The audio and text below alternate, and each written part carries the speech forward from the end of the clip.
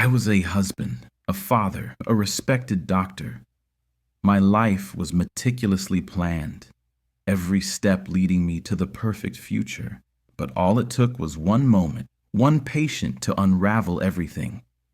He was young, 19 to be exact, blonde, with piercing blue eyes and a body sculpted like a Greek god.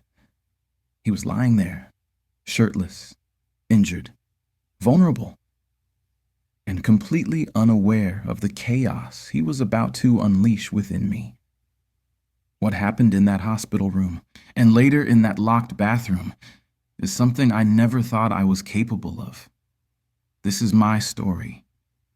The story of how I lost control. It started like any other day. The sound of monitors beeping, nurses moving swiftly, and the faint aroma of antiseptics filled the hospital corridors. I was flipping through patient charts when a nurse rushed to me. "Doctor, Marcus, we've got a young male. Bike accident, superficial injuries. But he needs immediate attention," she said.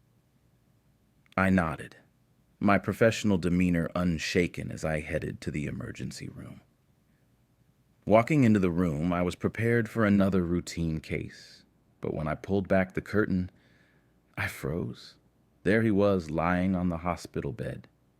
His blonde hair was disheveled, streaked with sweat and dirt, framing a face so angelic it could have belonged to a model. His eyes, those sharp ocean blue eyes, met mine, and for a moment I forgot how to breathe. He wasn't wearing a shirt, and his lean, muscular chest rose and fell as he took slow, shallow breaths. A deep gash ran along his arm, but even the blood couldn't detract from how perfect he looked. "Good afternoon," I said, my voice steadier than I felt. "I'm Dr. Marcus Hayes. Can you tell me your name?" "Andrew," he replied, his voice soft but confident. "Andrew Collins." As I began cleaning his wounds, I felt his gaze linger on me. It wasn't unusual for patients to notice me. Standing at 6 feet 4 inches with dark, smooth skin and a physique that rivaled gym trainers, I was used to drawing attention. But Andrew's eyes weren't filled with casual admiration. They held something deeper, something that made my pulse quicken in ways it shouldn't have. Andrew winced slightly as I cleaned the deep gash on his arm, my hand steady despite the storm brewing in my mind. His skin was warm under my gloves, and I forced myself to focus on the task at hand, ignoring the way his gaze felt like it was burning into me. "Does it hurt much?" I asked, breaking the silence, my voice low but firm. "A bit," he replied, his tone casual, but his eyes locked onto mine with an intensity that made my throat tighten. "I've had worse, though." I smirked, trying to lighten the tension I was feeling. "Tough guy, huh?" He chuckled softly, the sound low and melodic. "Something like that. You probably see people in worse shape all the time, don't you?" I nodded, keeping my focus on his wound. "Part of the job.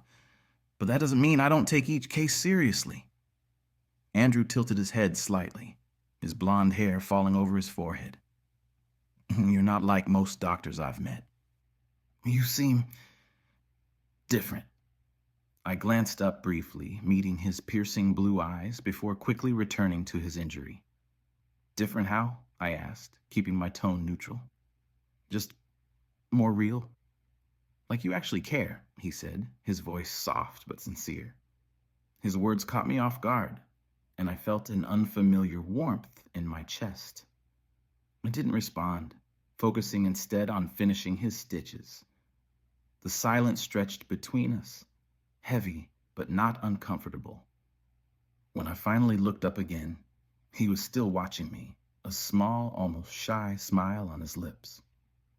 "Thank you," he said simply. I nodded, clearing my throat. "It's my job, but you're welcome." As I packed up the supplies, I felt a strange pull toward him, a connection I couldn't explain. I had treated countless patients over the years, but none had ever made me feel like this. It was unsettling, and yet I didn't want it to end. The next day, I found myself checking on Andrew more often than I usually would for a patient with minor injuries. Each time I entered his room, he greeted me with that same easy smile, his eyes lighting up as if he had been waiting for me. It was intoxicating, and I hated how much I looked forward to seeing him.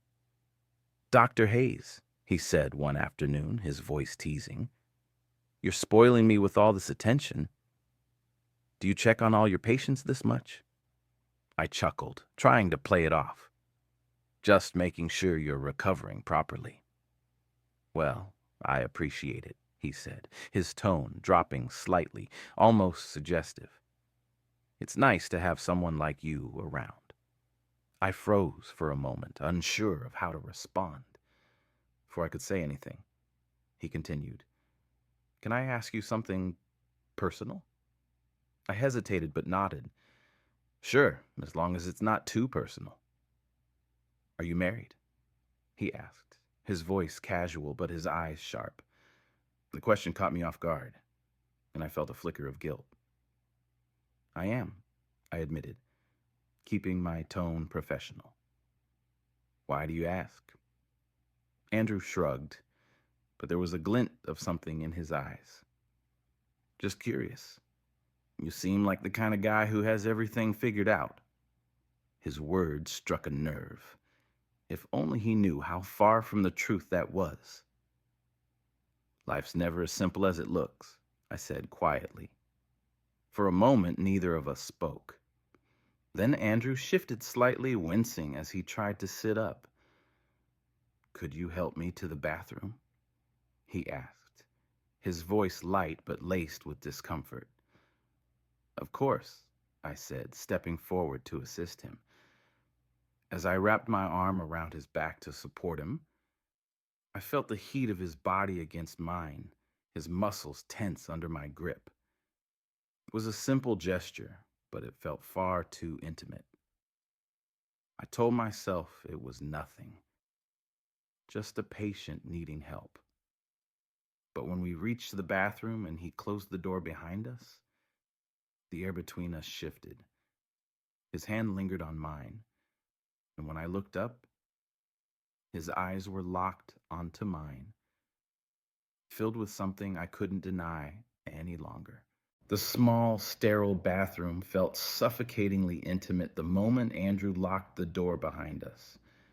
The sharp click of the lock sent a wave of unease through me, though I wasn't sure if it stemmed from the situation or the thoughts I couldn't seem to suppress. "Andrew," I began, my tone firm, trying to reestablish a professional boundary. "You didn't need to lock the door. I'm just here to help." "I know," he interrupted softly, his voice cutting through my words like a whisper in the dark. His blue eyes, intense and unreadable, met mine as he leaned back against the sink. "But I wanted to talk to you. Alone." My chest tightened, and I felt my pulse quicken. "This isn't appropriate," I said, my voice lower now, almost apologetic. "I'm your doctor. We can talk in your room with the door open." "But that's the thing," Andrew said, his tone steady but laced with an edge I hadn't noticed before. "I don't want to talk to you like I'm just another patient, and I don't think you want that either." His words hit me like a punch to the gut. My instincts told me to walk away, to unlock the door and pretend this moment wasn't happening. But I couldn't move. My feet felt rooted to the cold, tiled floor as he stepped closer, his movements slow and deliberate. "Andrew," I murmured, my voice barely audible now. "You don't know what you're saying." He tilted his head slightly, a small, knowing smile tugging at the corners of his lips. "Don't I?" he asked, his voice soft but unrelenting. "You think I haven't noticed the way you look at me?" The way you've been checking on me more than you probably should? I opened my mouth to deny it, but the words caught in my throat. He was too close now. His scent, clean, fresh, with a hint of something unplaceable, filling the space between us. His bare chest brushed against my arm as he leaned in, and I felt my resolve crumbling under the weight of his presence. "This isn't right," I said finally, though my voice lacked conviction. "I'm married. I have a family." Andrew's smile faltered, but his gaze remained steady. "I'm not asking you to leave your wife," he said quietly. "I'm just asking you to be honest. With yourself, with me." His words struck a chord I wasn't prepared to face. My entire life had been built on the foundation of control. Controlling my emotions, my actions, my image. But here, in this tiny locked bathroom, with a 19-year-old boy staring up at me like I was the only thing in his world, I felt that control slipping away. I began, but before I could finish, Andrew reached up and placed a hand on my chest, his palm resting against the fabric of my scrubs. The warmth of his touch sent a jolt through me, and I inhaled sharply, my body betraying me in a way I hadn't anticipated. "You don't have to say anything," he said softly, his voice almost a whisper now. "Just don't push me away." His hand moved slowly, tracing the outline of my chest, and I felt my breath hitch. I wanted to stop him, to push him away and walk out the door, but I couldn't.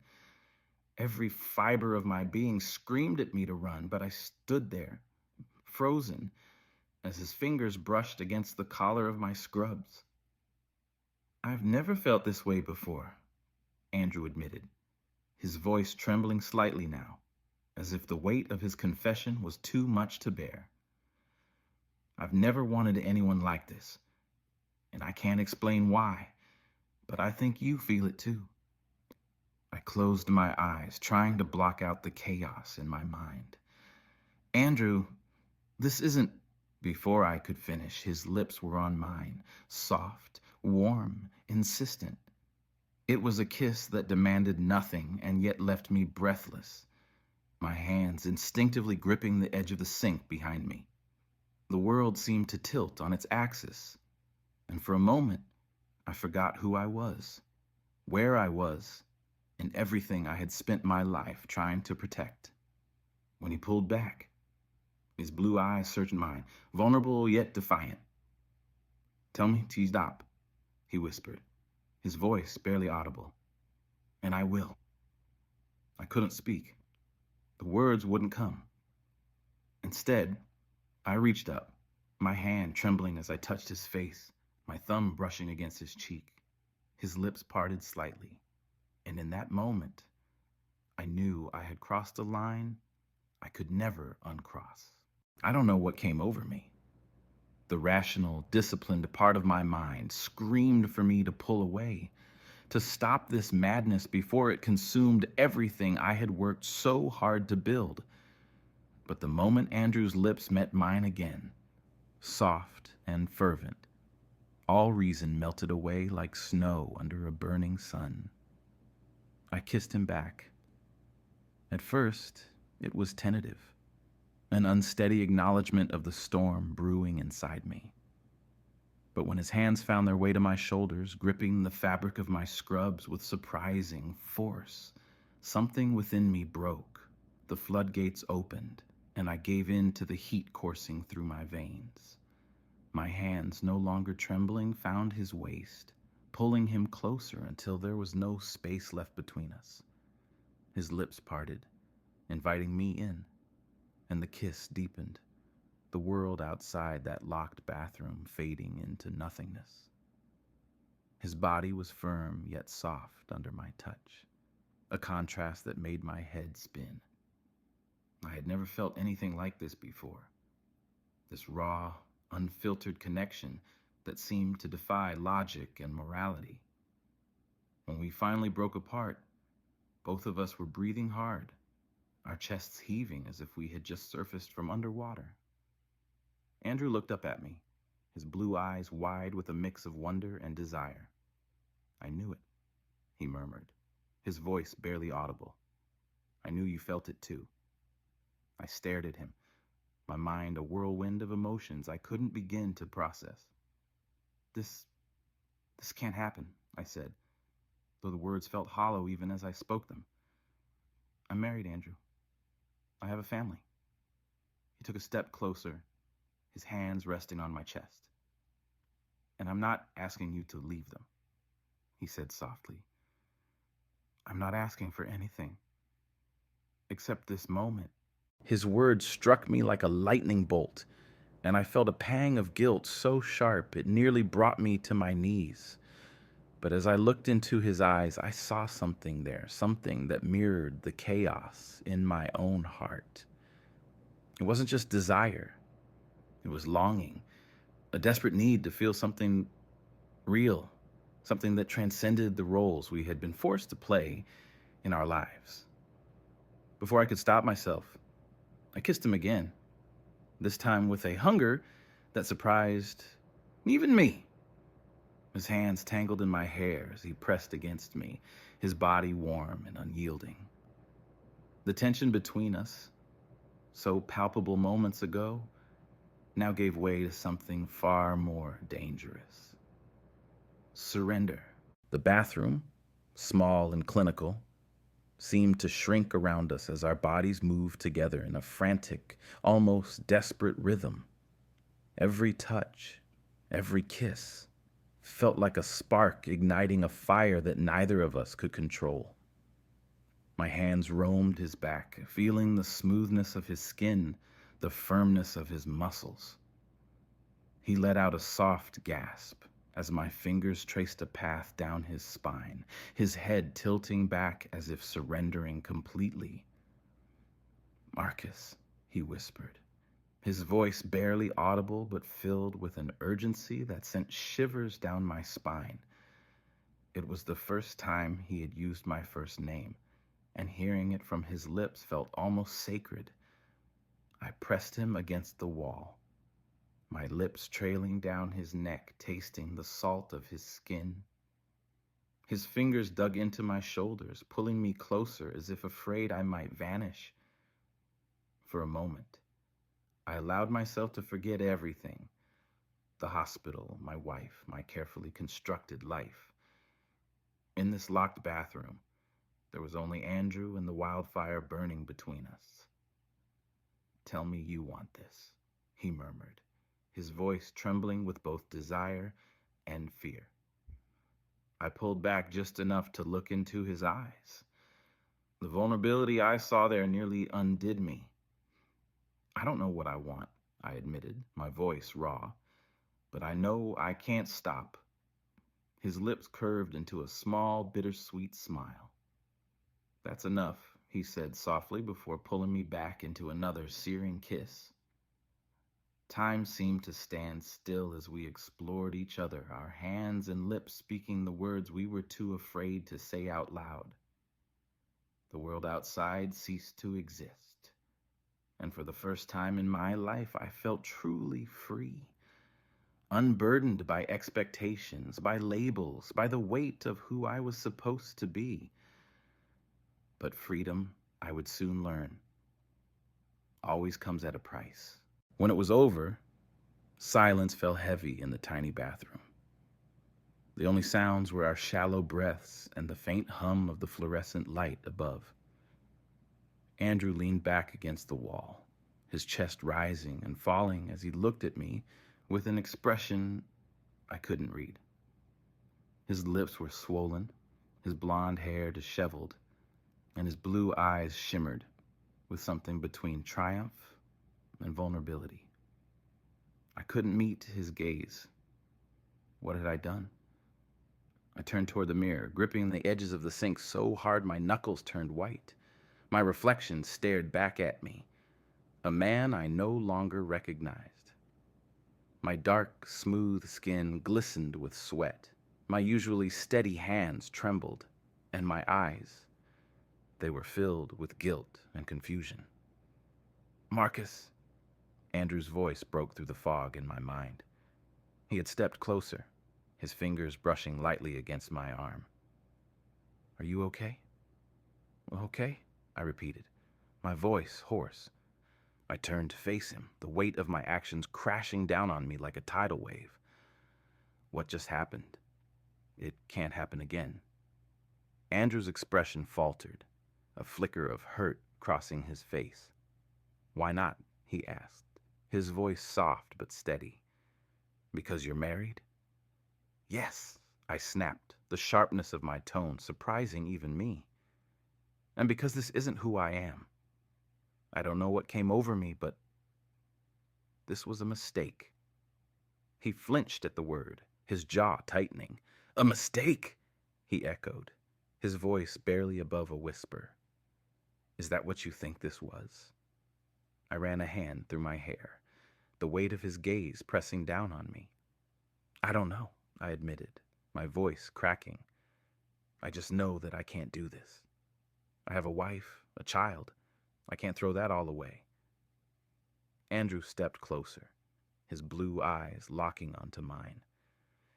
I'm not asking you to throw anything away, he said, his voice filled with quiet intensity. I'm not asking you for forever, Marcus. I'm asking you to be honest with yourself, with me. His words hit me like a punch to the gut. Honest? How could I be honest when I didn't even understand what I was feeling?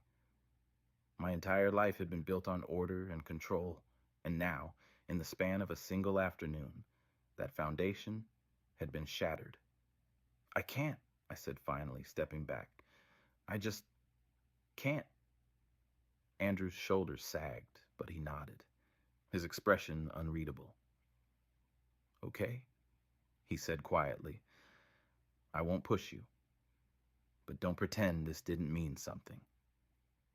With that, he turned and unlocked the door, stepping out into the hallway without another word. I stood there for what felt like an eternity, the weight of his words and the memory of his touch burning into my skin. The days that followed were excruciating. I avoided Andrew's room as much as possible, delegating his care to other doctors. But no matter how much I tried to push him from my mind, his presence lingered. I could still feel the heat of his lips on mine, the way his body had pressed against me. The look in his eyes when he said it meant something. It haunted me. At home, my wife noticed my distraction. Is everything okay? She asked one evening as we sat at the dinner table. You've been distant lately. I'm just tired, I lied, forcing a smile. Work has been hectic. She nodded, accepting my answer, but I could see the doubt in her eyes. It only added to my guilt. I had always prided myself on being a good husband, a good father, a good man. But now, I felt like a fraud. Back at the hospital, avoiding Andrew became impossible. One afternoon, as I rounded the corner to check on a different patient, I saw him in the hallway. He was sitting in a wheelchair, his blonde hair catching the light, his expression pensive. When he saw me, his face lit up, but the smile quickly faded when I didn't return it. Doctor? Hayes, he called out, his voice hesitant. I stopped in my tracks, my heart pounding. Andrew, I said, keeping my tone professional. How are you feeling? Better, he said, his eyes searching mine. But can we talk? I don't think that's a good idea, I said, my voice tight. I'm your doctor. That's all. He flinched at my words, his jaw tightening. Is that really how you feel? He asked quietly. I hesitated, my throat dry. It has to be, I said finally before walking away. But as I turned the corner, I couldn't shake the look in his eyes. Hurt, betrayed, and somehow still hopeful. It was a look that would haunt me for the rest of my life. Andrew's discharge day arrived faster than I expected. Standing outside his room, I hesitated, unsure if I had the strength to face him again.